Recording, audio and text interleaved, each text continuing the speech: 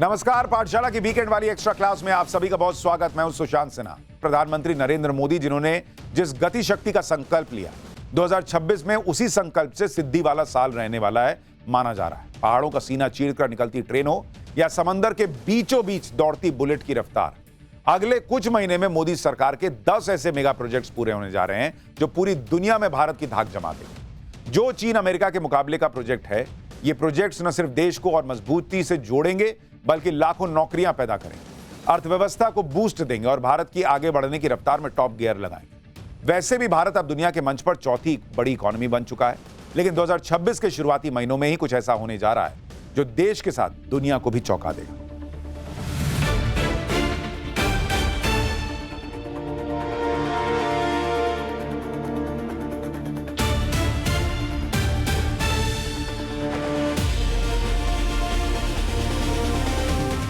साल 2026 में ये 10 तस्वीरें साकार रूप लेती दिखने वाली हैं।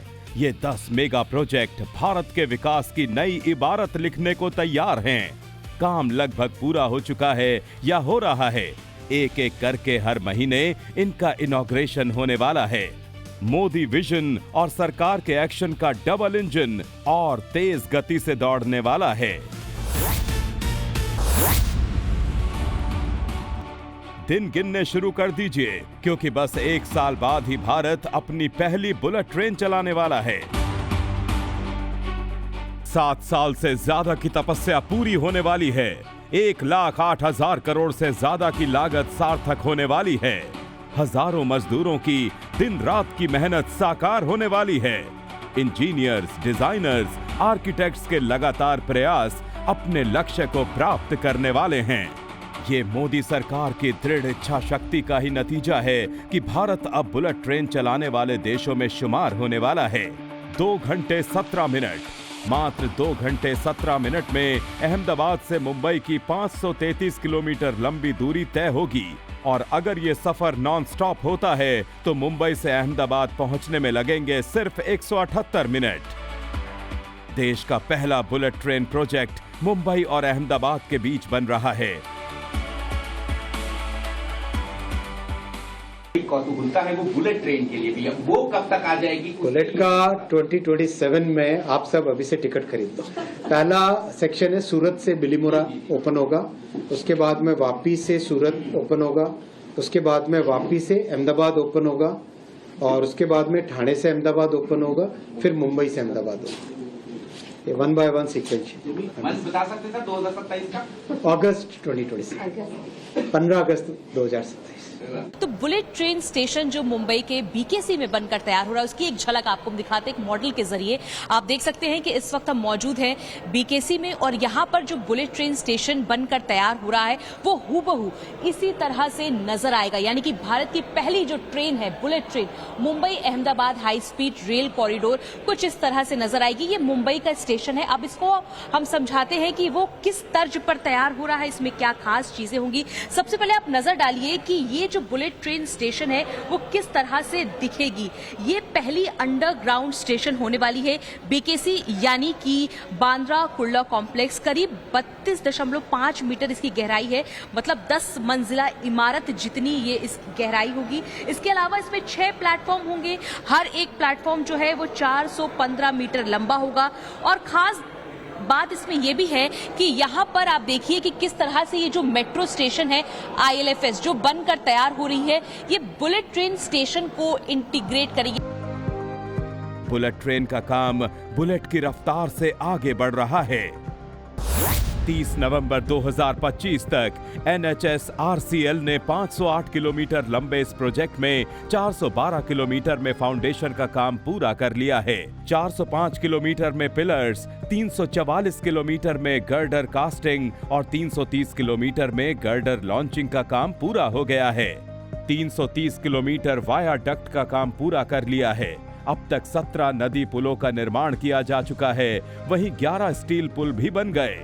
बुलेट ट्रेन कॉरिडोर के एक बड़े हिस्से पर इलेक्ट्रिफिकेशन का काम भी चल रहा है। आपको क्या लगता है, स्पीड ठीक है? आप लोगों ने जो तय किया था उस टाइम टेबल से चल रहे हैं कि आप लोगों को कुछ दिक्कत हो रही है? नहीं सर, कोई दिक्कत नहीं है। मैं केरला से हूँ मैं इधर सेक्शन 2 नवसारी नॉइस। गुजरात में पहली बार आई आप? हाँ सर, मैं इधर सेक्शन 2 नॉइस बैरियर फैक्ट्री में रोबोटिक यूनिट देख रही हूँ। उधर नॉइस बैरियर का जो रिबार केज है वो रोबोट की मदद से हम लोग वेल्डिंग कर रही है। क्या लगता है आपको, ये बुलेट ट्रेन बनाना और भारत में पहली ट्रेन बनना, इसको आप स्वयं के मन में क्या सोचती है, परिवार को क्या बताती है? सर ऐसे लगता है कि ये ड्रीम है, जो मैं काम कर रही हूँ वो बहुत काम आएगा सर आगे, परिवार के लिए प्राउड मोमेंट है मेरे लिए ये सर। बुलेट ट्रेन कॉरिडोर में कुल 12 स्टेशन होंगे। इनमें गुजरात के 8 स्टेशन साबरमती, अहमदाबाद, आनंद नडियाद, वडोदरा, भरूच, वापी, बिलीमोरा, सूरत और महाराष्ट्र के 4 स्टेशन मुंबई, ठाणे, विरार, बोईसर शामिल हैं। गुजरात में इस प्रोजेक्ट का 348 किलोमीटर हिस्सा है, वहीं दादरा नगर हवेली में 4 किलोमीटर और महाराष्ट्र में 156 किलोमीटर क्षेत्र है। 100 से ज्यादा वंदे भारत स्लीपर ट्रेनें आ रही हैं, 100 से ज्यादा। दावा है कि भारतीय रेल का पूरा हुलिया बदल जाएगा। आप कहेंगे क्या भाई, पहले तो 20-20 घंटे देर चलने वाली ट्रेन का तो कुछ हो नहीं रहा, यहां फ्लाइट पर फ्लाइट कैंसिल हो रही और आप वंदे भारत का झुंड पटरी पर लाने की बात कर रहे हैं। बॉस, मैं भी मानता हूं कि ये समस्या तो है और समस्या विकराल है, लेकिन समस्या को देखने का 2 तरीका है। पहले तरीका है कि समस्या का कोई टेम्पररी इलाज करो और उसका ढिंडोरा पीटो। दूसरा है कि समस्या को गंभीरता से टैकल करो और उसे खत्म ही कर दो। रेल, फ्लाइट, हाईवे से लेकर नरेंद्र मोदी सरकार का क्या अप्रोच रहा है वो आपको तय करना है।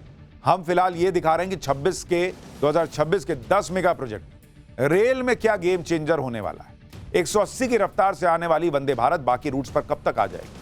क्या पटरी 180 की रफ्तार से रहने की ताकत रखती है, और अगर हां तो कौन से रूट पर? नहीं तो कितना इंतजार करना पड़ेगा? सब देखिए।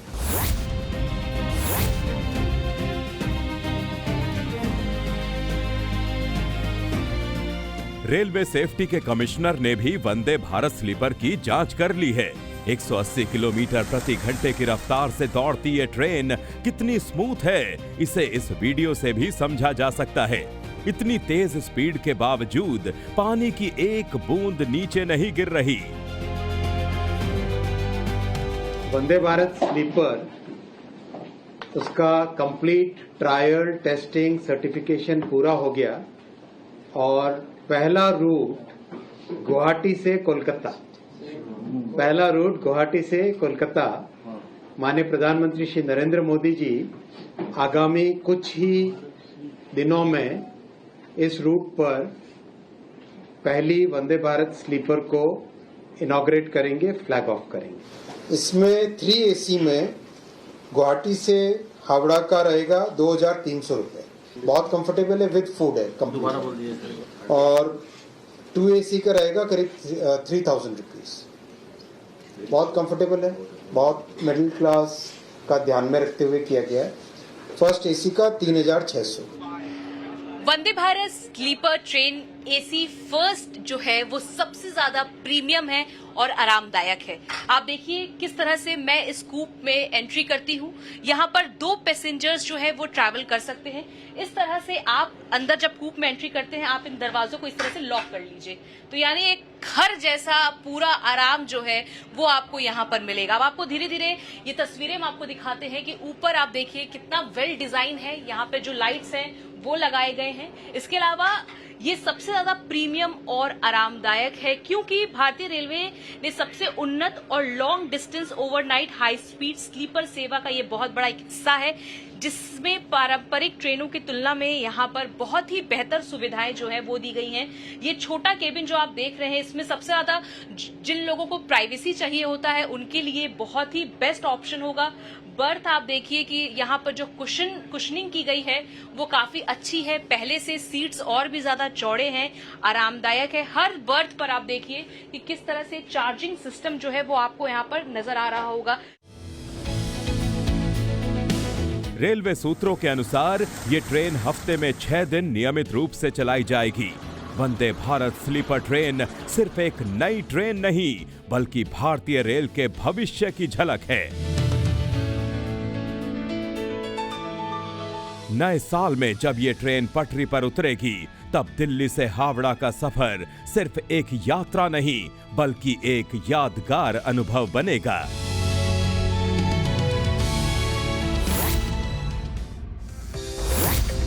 देश में बढ़ते एयरपोर्ट नेटवर्क के तहत जेवर में नोएडा इंटरनेशनल एयरपोर्ट भी बनकर तैयार हो गया है, जिससे उड़ानें जनवरी 2026 से शुरू हो जाएंगी। 1300 हेक्टेयर में फैले हुए इस प्रोजेक्ट को पब्लिक प्राइवेट पार्टनरशिप यानी पीपीपी मॉडल के तहत डेवलप किया जा रहा है। ये भारत का सबसे बड़ा हवाई अड्डा बनने जा रहा है। यहाँ पर यात्रियों को आधुनिक टर्मिनल, बेहतर सुरक्षा व्यवस्था और तेज चेक इन जैसी सुविधाएं मिलेंगी। घरेलू और अंतर्राष्ट्रीय दोनों तरह की उड़ानें यहाँ से भरी जाएंगी, जिससे लोग आसानी से देश और विदेश की यात्रा कर सकेंगे। देश के अलग अलग राज्यों के कुल 47 शहरों को पहले इससे जोड़ा जाएगा। जेवर के नोएडा इंटरनेशनल एयरपोर्ट को दिल्ली एनसीआर में तेजी से बढ़ती आबादी को ध्यान में रखकर डिजाइन किया गया है। रनवे की बात करें तो दिल्ली एयरपोर्ट पर 4 रनवे और मुंबई के CSMIA पर 2 रनवे बनाए गए हैं। वहीं जेवर इंटरनेशनल एयरपोर्ट पर विमानों के लिए 6 रनवे तैयार किए गए हैं। नोएडा अंतर्राष्ट्रीय एयरपोर्ट की वो इकलौती रनवे की सबसे पहली और एक्सक्लूसिव तस्वीरें जब आपको हम दिखाते चलें तो आपको मैं इस लंबे चौड़े रनवे की सबसे पहली तस्वीर दिखाते चलूं, जो कि 3.9 किलोमीटर यानी कि 3900 मीटर की लंबाई के साथ बना है। और इसकी जो विड्थ है यानी कि जो चौड़ाई है वो 60 मीटर की है, जिसके अंदर जो 7.5 मीटर एक तरफ और 7.5 मीटर दूसरी तरफ जो है वो सपोर्टिव रनवे होते हैं। जो एक्टिव रनवे होता है ये 45 मीटर की चौड़ाई का होता है, लेकिन जैसा कि हमने आपको बताया कि 3900 मीटर यानी कि लगभग 4 किलोमीटर जितना लंबा जो है वो नोएडा इंटरनेशनल एयरपोर्ट का ये इकलौता रनवे है, जिसमें फेज़ 1 पर 12 मिलियन यानी कि 1 करोड़ 20 लाख यात्री जो हैं वो यात्रा करेंगे। जेवर का Noida international airport passenger capacity के मामले में भी सबसे आगे दिखाई पड़ता है। जेवर एयरपोर्ट में पहले चरण में सालाना पैसेंजर कैपेसिटी 1.2 करोड़ तय की गई है, जिसे आखिरी चरण में बढ़ाकर 7 करोड़ करने की बात कही जा रही है। नोएडा अंतर्राष्ट्रीय आगमन कहाँ से होगा? आप फ्लाइटों के अंदर सवार किरण ब्रिजेस से होंगे, इसकी भी तस्वीर आपको दिखाएंगे। फ़िलहाल मेरे पीछे जो आप एक ब्रिज देख पा रहे हैं, ये अगर आप फ़्लाइटों में हमेशा ट्रैवल करते हैं तो आप आसानी से समझेंगे कि ये आपको टर्मिनल से कनेक्ट करते हुए आपकी फ़्लाइट तक पहुंचाता है। और उसी के साथ साथ मैं आपको बताते चलूँ, कुल ऐसे जो हैं 10 ब्रिजेस तैयार किए गए हैं नोएडा अंतर्राष्ट्रीय एयरपोर्ट पर। यहाँ से आपको बसेस मिलेंगी फ़्लाइट तक बोर्ड करने के लिए, या फिर फ़्लाइट से उतरने के बाद, लैंड करने के बाद आप इन गेट के ज़रिए जो है अंदर एंट्री करेंगे और इन टर्मिनल्स पर पहुंचेंगे। 2026 में हिंदुस्तान को बहुत बड़े अवसर के रूप में देखा जा रहा है, देख रही है दुनिया, और ऐसी ही उम्मीदें देशवासियों ने पीएम मोदी से लगा रखी है, क्योंकि खुद प्रधानमंत्री मोदी के कई ऐसे ड्रीम प्रोजेक्ट हैं जो अब पूरे होने वाले हैं। जाहिर है सबसे ज्यादा खुशी तो उसी को होती है जिसका टारगेट अचीव होता है, जैसे फिक्स डिपॉजिट का टर्म पूरा होने की खुशी। जिसका पैसा होता है उसे ही सबसे ज्यादा खुशी होती है, बाकी का तो हो सकता है कि मुंह लटक जाए कि अरे दोगुना हो गया इसका पैसा। ऐसा ही पॉलिटिक्स में भी कई बार होता है। इसी हिसाब से 2026 बहुत अहम साल है नरेंद्र मोदी और उनके मंत्रियों के लिए, क्योंकि इसी साल में कई ऐसी परियोजनाएं पूरी हो रही हैं जिन्हें सुनकर या देखकर सबके सवालों का जवाब मिल जाएगा कि मोदी ने 3 टर्म में किया क्या। उत्तर प्रदेश में तो और भी बड़ा गेम चेंज होने वाला है। मेरठ से प्रयागराज तक बन रहे गंगा एक्सप्रेसवे का काम लगभग पूरा हो गया है। करीब 594 किलोमीटर लंबे इस एक्सप्रेसवे का शुभारंभ 15 जनवरी के बाद पीएम नरेंद्र मोदी कर सकते हैं। इसके बनने से मेरठ से प्रयागराज का सफर 6 घंटे में पूरा हो जाएगा। अभी इस सफर को पूरा करने में 10 से 12 घंटे लगते हैं। यूपी के अधिकारियों के मुताबिक एक्सप्रेसवे का निर्माण कार्य लगभग पूरा हो गया है। जल्द ही ट्रायल रन शुरू किया जाएगा। मेरठ से प्रयागराज तक के 594 किलोमीटर लंबे एक्सप्रेसवे पर कुल 1498 बड़े स्ट्रक्चर हैं। गंगा एक्सप्रेसवे को बनाने में करीब 7,742 करोड़ रुपए का खर्च आया है। एक्सप्रेसवे का निर्माण कार्य 4 चरणों में किया गया है। पहले चरण का निर्माण कार्य 1,746 करोड़ रुपए में आरबीआई इंफ्रास्ट्रक्चर डेवलपर्स ने किया है। वहीं 3 पैकेज का निर्माण अडानी एंटरप्राइजेज ने किया है। दूसरे पैकेज की लागत 1720 करोड़, तीसरे पैकेज की 2177 करोड़ और चौथे पैकेज की लागत 2099 करोड़ रुपए है।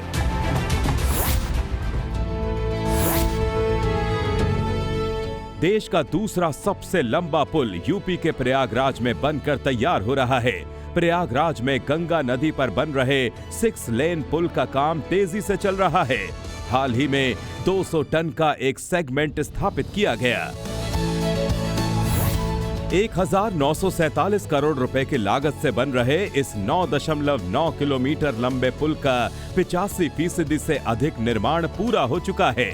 67 पिलर पर टिके इस पुल के 2026 तक पूरा होने की उम्मीद है। 26 नवंबर 2020 को केंद्रीय मंत्री नितिन गडकरी और सीएम योगी आदित्यनाथ ने प्रयागराज में गंगा नदी पर इस पुल का शिलान्यास किया था। साल 2026 के आखिर तक देश का सबसे बड़ा तीर्थ यात्रा प्रोजेक्ट पूरा हो जाएगा। 4 धाम हाईवे प्रोजेक्ट में यमुनोत्री, गंगोत्री, केदारनाथ और बद्रीनाथ को जोड़ने के लिए सड़क बनाई जा रही है। 900 किलोमीटर लंबी डबल लेन सड़क को बनाने में 12,000 करोड़ रुपए की लागत लगेगी। इसके शुरू होने से यात्री हर मौसम में 4 धामों की यात्रा कर सकेंगे। सफर में कम समय लगेगा और कनेक्टिविटी बेहतर होगी। ये रोड भारत चीन सीमा को देहरादून और मेरठ आर्मी कैंट से जोड़ती है। इससे सैन्य टुकड़ियां, हथियार, खाने पीने का सामान सीमा पर तेजी से भेजा जा सकेगा।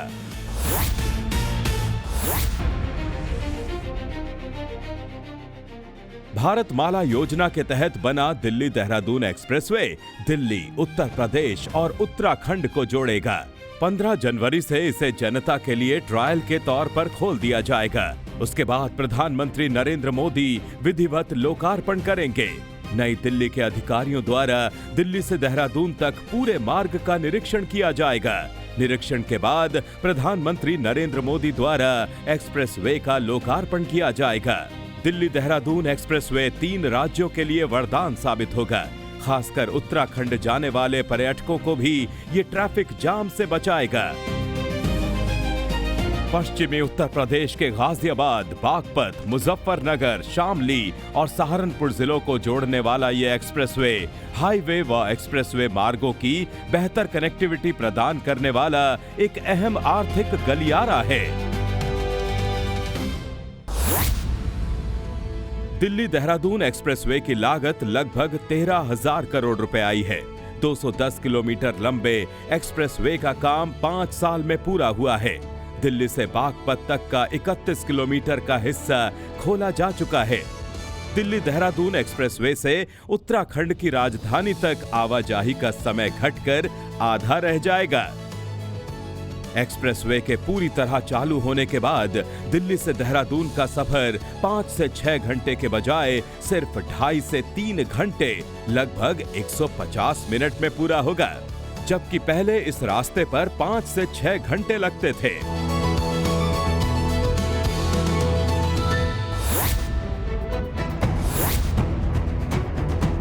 दुनिया के सबसे लंबे एक्सप्रेसवे में से एक दिल्ली मुंबई एक्सप्रेसवे का बड़ा हिस्सा पहले ही खुल चुका है, लेकिन 2026 तक इसके अंतिम महत्वपूर्ण खंड जैसे दिल्ली का DND जैतपुर स्ट्रेच और गुजरात के कुछ हिस्सों के पूरा होने की उम्मीद है।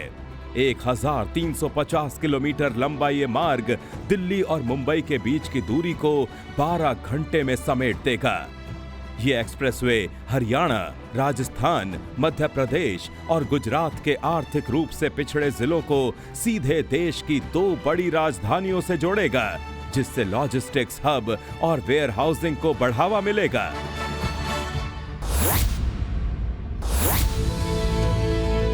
बिहार में डबल इंजन की सरकार दोबारा सत्ता में आने के बाद से ही इंफ्रास्ट्रक्चर पर काम फुल फोर्स में है।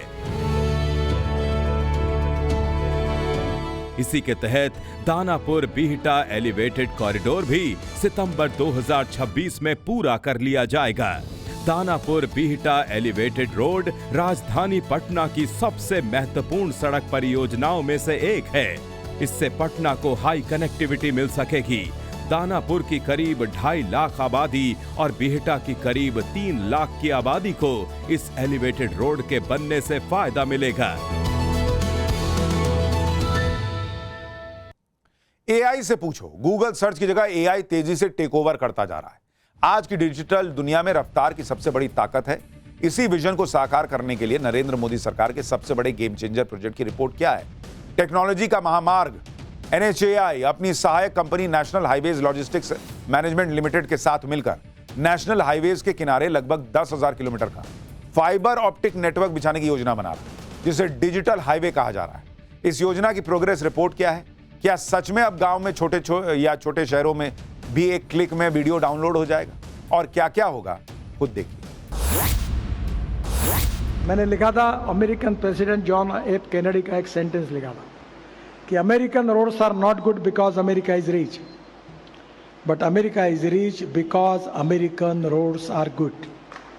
और मैं वो सपना देखता हूँ आप सब लोगों के सहयोग से कि आने वाले समय में इंडियन रोड इंफ्रास्ट्रक्चर अमेरिका से भी अच्छा होगा, ये हम करके दिखाएं। भारत के ये 10 मेगा प्रोजेक्ट गति शक्ति मिशन की झलक हैं, जहां इंफ्रास्ट्रक्चर का मतलब अब सिर्फ सड़क और पुल नहीं, बल्कि हाई स्पीड कनेक्टिविटी भी है। इन प्रोजेक्ट्स के जरिए पीएम मोदी एक ऐसे न्यू इंडिया की नींव रख रहे हैं जो ग्लोबल मंच पर इंफ्रास्ट्रक्चर के पटल पर अपनी पहचान बना रहा है। ब्यूरो रिपोर्ट, टाइम्स नाउ नव भारत।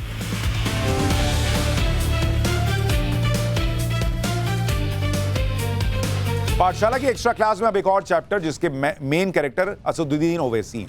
ऐसा लग रहा है कि ओवैसी साहब ने एक बार फिर गजब का गियर शिफ्ट किया है। पिछले साल हमने देखा कि ऑपरेशन सिंदूर में भारत के पराक्रम का मैसेज देश दुनिया को गया था, और वही दे रहे थे, ओवैसी ही दे रहे थे घूम घूम के। पाकिस्तान और वहां के हुक्मरान को कड़ी नसीहतें देते रहे, लेकिन नए साल में ओवैसी ने सीधे चीन के खिलाफ मोर्चा खोल दिया। ऐसा क्यों, इस रिपोर्ट में देखिए।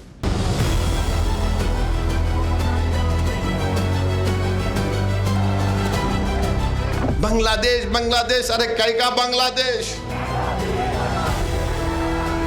दीपू चंद्र दास को मारकर आग लगा दी गई, फिर अमृत मुंडाल को जान से मार दिया गया। देखो, 2 फ्रंट नहीं 3 फ्रंट होगा। और तुम बांग्लादेश बांग्लादेश यहां आकर बकवास अनाप शनाप पक रहे हो। बांग्लादेश की फौज पाकिस्तान की मुनीर से जाकर मिल रही है, इसकी फिक्र नहीं है तुमको? जरा तो शर्म करो।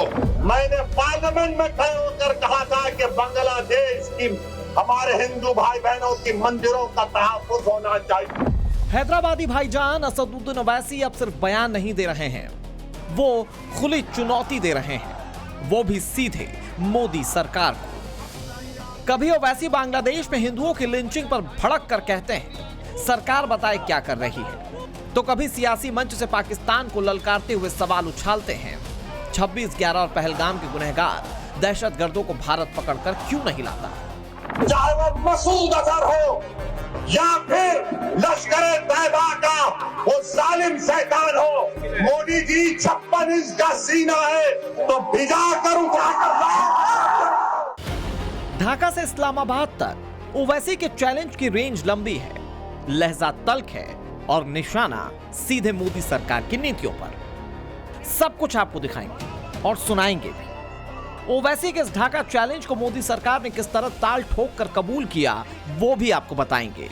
लेकिन उससे पहले ओवैसी का वो बयान सुनाते हैं जिसमें वो विदेश नीति पर मोदी सरकार और बीजेपी को खरी खरी तो सुना ही रहे हैं, बांग्लादेश से रिश्ते सुधारने को मोदी सरकार की असली परीक्षा बता रहे हैं। बांग्लादेश की स्टेबिलिटी बहुत इंपॉर्टेंट है, तो ये मोदी सरकार के लिए एक बहुत बड़ा चैलेंज भी है। 1971 के बाद, बांग्लादेश के बनने के बाद हमारे लिए एक बहुत बड़ा चैलेंज बन रहा है, क्योंकि हम लोग 1100 किलोमीटर का लैंड का बॉर्डर है और पानी का भी बॉर्डर हम शेयर करते हैं उससे। और वहां पर चीन एक एयर स्ट्रिप बना रहा है जो भारत के बॉर्डर के करीब है। वहां पर पाकिस्तान के ISI के लोग आ चुके हैं। आखिरी बात यह है ये साउथ एशिया में हमारा दोस्त कौन है, ये मोदी सरकार बताए देश को। ये पहली बार नहीं जब ओवैसी मोदी सरकार की मजबूत विदेश नीति के नैरेटिव पर निशाना साध रहे हों और देशभक्ति के मुद्दे पर बीजेपी को उसी के मैदान पर घेरने की कोशिश कर रहे हों। इससे पहले भी सियासी मंचों से बांग्लादेश के साथ रिश्तों को लेकर मोदी सरकार की डिप्लोमेसी पर वो सवालिया निशान लगाते रहे हैं। बांग्लादेश, अरे कैका बांग्लादेश? बांग्लादेश की जब तुम बात कर रहे हो तो सुनो मेरी बात बीजेपी वालों। वो बांग्लादेश में जब से यूनुस आए हैं, बांग्लादेश पाकिस्तान की नेवी के साथ एक्सरसाइज कर रहा है। बांग्लादेश की फौज पाकिस्तान की मुनीर से जाकर मिल रही है। बांग्लादेश ने भारत के बॉर्डर पर एक एयरबेस को बना रहे हैं, चीन बना रहा है। इसकी फिक्र नहीं है तुमको? जरा तो शर्म करो। उस बांग्लादेश को जिसने हमने मुक्ति वाहिनी बनाकर उनकी मदद की थी, आज उस बांग्लादेश में यह हो रहा। हैदराबादी भाईजान खुली चुनौती दे रहे हैं और हर चुनौती मोदी सरकार को। लेकिन सवाल है कि क्या वाकई विदेश नीति की चिंता है या फिर चुनावी मौसम में सियासी धार तेज करने की कोशिश, या फिर ओवैसी खुद को एक ऐसे निडर लीडर के रूप में प्रोजेक्ट कर रहे हैं जो सरकार की आंखों में आंखें डालकर सवाल पूछ सकता है। ओवैसी ने इस बार सीधे मोदी सरकार की मजबूत विदेश नीति के नैरेटिव पर निशाना साधा। इस सीधे हमले पर मोदी सरकार ने भी चुप्पी नहीं साधी। दो टूक जवाब सीधे सरकार की तरफ से भी आया। जवाब ये कि अपने लोगों की रक्षा के लिए हमें जो करना होगा वो एक्शन लिया जाएगा। If a country decides that they will deliberately, persistently, unrepentantly continue with terrorism, we have a right to defend our people against terrorism. We will exercise that right. How we exercise that right is up to us. You know, nobody can tell us what we should do or not. We will do whatever we have to do to defend ourselves. It's a common sense proposition. लेकिन सवाल ये है कि ओवैसी कल तक पाकिस्तान की आतंकी करतूतों का पूरी दुनिया में पर्दाफाश कर रहे थे। ऑपरेशन सिंदूर के बाद जिस ओवैसी ने पूरी दुनिया में पाकिस्तान के आतंकी चरित्र को बेनकाब किया और हिंदुस्तान का पक्ष दमदार तरीके से रखा, आज वही ओवैसी मोदी सरकार को क्यों चैलेंज कर रहे हैं? विदेश नीति पर सवाल क्यों खड़े किए जा रहे हैं? और ये जो वाकयात हो रहे हैं जिसमें दीपू चंद्र दास को मारकर आग लगा दी गई, फिर अमृत मुंडाल को जान से मार दिया गया। बांग्लादेश में 20 मिलियन नॉन मुस्लिम माइनॉरिटीज रहते हैं, तो ये बहुत ज़रूरी है कि बांग्लादेश के जनाब यूनुस साहब इन नॉन माइनॉरिटीज़ की हिफाजत करें। तो जहाँ पर हम दीपू चंद्र दास की हत्या और उसके जलाने की हम पुरजोर अल्फाज में उसकी मजम्मत करते हैं, कंडेम करते हैं, हम उम्मीद करते हैं कि भारत सरकार भी बांग्लादेश से और भारत सरकार के हमारे देश में ताल्लुकात और ख़राब नहीं होंगे बल्कि अच्छे होंगे। अब जब आईपीएल से बांग्लादेशी क्रिकेटर मुस्तफिजुर रहमान को केकेआर ने रिलीज कर दिया, तो वैसे इसे लेकर भी बीजेपी और पीएम नरेंद्र मोदी पर तीखे तंज कस रहे हैं। सवाल उठा रहे हैं कि बांग्लादेश के पूर्व प्रधानमंत्री शेख हसीना को वापस क्यों नहीं भेज देती मोदी सरकार। पूरे बीजेपी वाले आज टीवी पर बाजा बजा रहे हैं, हमने एक प्लेयर को वापस कर दिया। अरे सुनो, तुम क्या सबको बेवकूफ बनाना चाहते हो? तुम एक क्रिकेट प्लेयर के कैंसलेशन पर तुम मिठाई बांट रहे हो, तो नरेंद्र मोदी से पूछो। इस साल मोदी ने बांग्लादेश को 120 करोड़ रुपए दिए नहीं दिए, बताओ मेरे को। मुंबई की जनता को बोल रहे थे तो हमने बांग्लादेशी को भिजा दिया। अरे एक और को भिजाओ ना, दिल्ली में बैठी हुई है। सवाल यह है कि क्या ओवैसी को वाकई बांग्लादेशी हिंदुओं की सुरक्षा और राष्ट्रहित की चिंता है, या फिर चुनावी मौसम में खुद को एक निडर टकराव वाला नेता दिखाने की रणनीति है?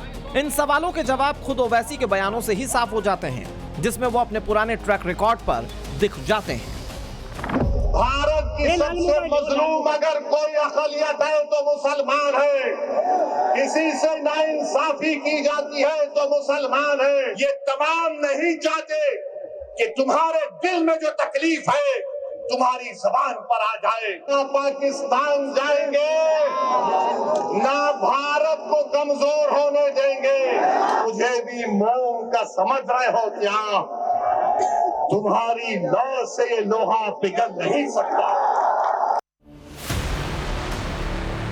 विदेश नीति की बात हो, आतंकवाद पर सवाल हो, कुछ देर के लिए ओवैसी का लहजा राष्ट्रवादी दिखता है, लेकिन फिर वो तुष्टीकरण की पिच पर आकर विक्टिम कार्ड खेलने लग जाते हैं।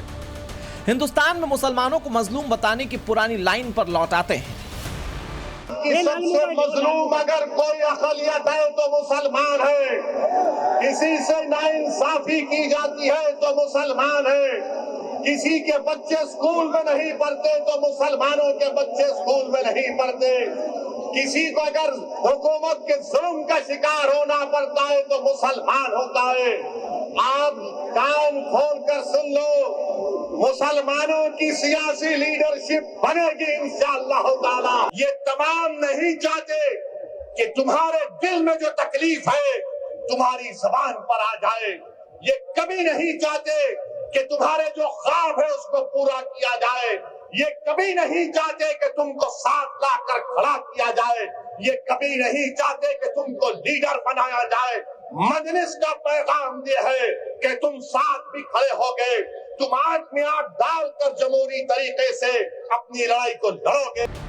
ओवैसी की पॉलिटिक्स का ये वो फिक्स्ड फ्रेम है जिसमें बाहर दुश्मन पर हमला और भीतर मुसलमान पहचान की राजनीति, देश को कटघरे में खड़ा करना, विक्टिमहुड का हथियार निकालकर हर मुद्दे को वोट बैंक नैरेटिव में मोड़ देने की रणनीति, यानी कि वही पुराना राग। हिंदुस्तान में नाइंसाफी सिर्फ एक ही समुदाय के साथ हो रही है। बांग्लादेश में हिंदुओं पर जुल्म हो रहा, मैंने भी उसकी मजम्मत की, मगर ये तो बताओ मोदी जी, अगर बांग्लादेश में किसी की मॉब लिंचिंग होती है तो आपको गुस्सा आता है, मगर महाराष्ट्र के जलगांव में जिस बच्चे को मारा गया था उसके ऊपर आपको गुस्सा क्यों नहीं आता मोदी जी? अगर बांग्लादेश में कोई हिंदू मरता है हम कंडेम करते हैं। बांग्लादेश हो या भारत हो, इंसान की जिंदगी इंसान होती है, हिंदू की भी जिंदगी होती है, मुसलमान की भी जिंदगी हो सकती है। ओवैसी की सियासत का यही परमानेंट पैटर्न है। तो क्या अपनी इस इमेज को काउंटर करने की कोशिश में ओवैसी मोदी सरकार को 26/11 और पहलगाम हमले के गुनहगारों को दबोच लाने का खुला चैलेंज कर रहे हैं?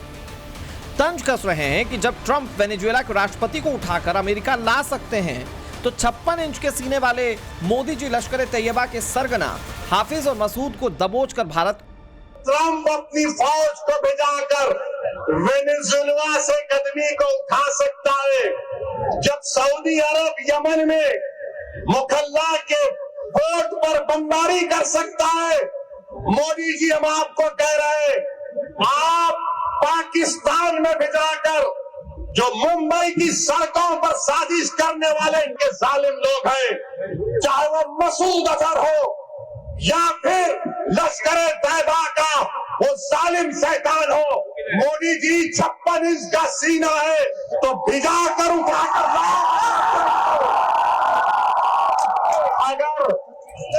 अगर ट्रम्प कर सकता है तो क्या कम है? कि क्या सच में पाकिस्तान प्रायोजित आतंकवाद के खिलाफ गुस्सा है, या विक्टिम पॉलिटिक्स वाली इमेज को बैलेंस करने की कोशिश, या फिर हर मुद्दे को हिंदू मुसलमान के फ्रेम में ढालकर अपना वोट बैंक को गर्म रखने का दाव, या फिर पीएम नरेंद्र मोदी के स्ट्रॉन्ग इमेज को चैलेंज कर खुद को लाइमलाइट में रखने की स्ट्रेटेजी। सवालों की इस फहरिस्त के बीच ओवैसी अकेले नहीं है, उनके सुर में सुर मिलाते हुए कुछ और चेहरे भी सामने आए। ऑल इंडिया इमाम एसोसिएशन के अध्यक्ष मौलाना साजिद रशीदी ओवैसी से 2 कदम और आगे बढ़ गए। उन्होंने पाकिस्तान को नक्शे से मिटाने की बात कह दी और ये बात करते करते आसिम मुनीर को मारने या पकड़कर लाने की चुनौती दे डाली। मुसलमान नहीं देखना चाहता पाकिस्तान को, हम कहते हैं पाकिस्तान को ही नक्शे से मिटाओ। बिल्कुल करना चाहिए और मैं तो कहता हूँ चुन चुन के मारो, जो लोग हैं इस तरह के, जो हिंदुस्तान को बार बार जो है उनके ऊपर हमले या इस तरह की बातें करते हैं, उनको खत्म करो बिल्कुल। तो कहते हैं जनरल आसिम मुनीर को खत्म करो ना, मारो, उसी को पकड़ के लाओ। जब अमेरिका पकड़ के ला सकता है किसी भी देश के प्रेसिडेंट को, तो हिंदुस्तान क्यों नहीं ला सकता?